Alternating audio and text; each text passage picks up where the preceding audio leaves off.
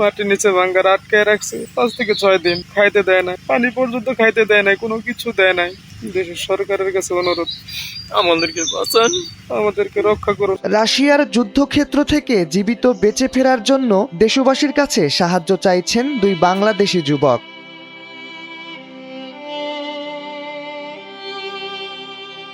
হয়তো আর কিছুক্ষণ পরই তাদের পাঠিয়ে দেওয়া হবে ফ্রন্ট লাইনে যুদ্ধ করার জন্য। তারা যে জায়গাটিতে আছেন সেটিও তেমন নিরাপদ নয়। মাটিতে পুঁতে রাখা আছে মাইন, আর যে কোনো সময় মাথার ওপর আছড়ে পড়তে পারে ড্রোন।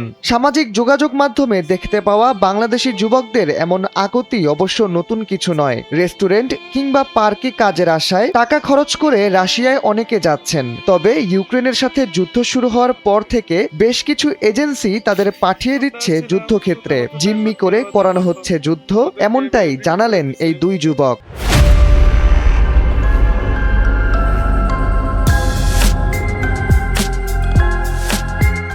বলছিলেন তারা রাশিয়ায় গেছেন দুমুঠো ডাল ভাত খেয়ে বেঁচে থাকার জন্য, কিন্তু পরিস্থিতি এখন এমন হয়ে দাঁড়িয়েছে জীবনটা চলে এসেছে হাতের মুঠোয়। দেশে ফেলে রেখে আসা বাবা মায়ের মুখের দিকে তাকিয়ে অনেকে হয়তো তাদের কষ্টের কথা প্রকাশ না করলেও জীবনের ভয় যখন চলে আসে হাতের মুঠোয় তখন আর চুপ থাকা যায় না। সেটাই যেন দেখা গেল এই ভিডিওতে। যুবক দুজন জানান যুদ্ধ করার জন্য তাদের কয়েকদিন ট্রেনিং করে পাঠিয়ে দেওয়া হয়েছে ফ্রন্ট লাইনে। সেনাদের কথা অমান্য করলে শুরু হয় পৈশাচিক নিপীড়ন।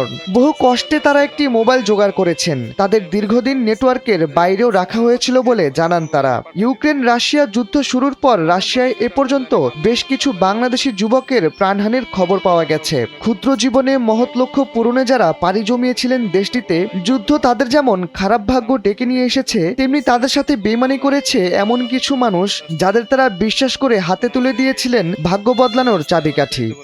আপনাদের কাছে একটা অনুরোধ, দেশের প্রধানমন্ত্রীর কাছে অনুরোধ, আমাদেরকে বাঁচান, চেষ্টা করেন, আমাদের সবাইকে রক্ষা করতে হেল্প করেন। দেশবাসীর কাছে একটা অনুরোধ। আর সবার বাড়িতে ছোট ছোট বাচ্চা আছে, আমার বাড়িতে একটা 5 মাসের বাচ্চা আছে। আমরা তো এই জীবন চাই নাই, আমরা আসছিলাম শুধুমাত্র ডাল ভাত খেয়ে বাঁচার জন্য, আমাদেরকে এভাবে বিক্রি করে দিছে।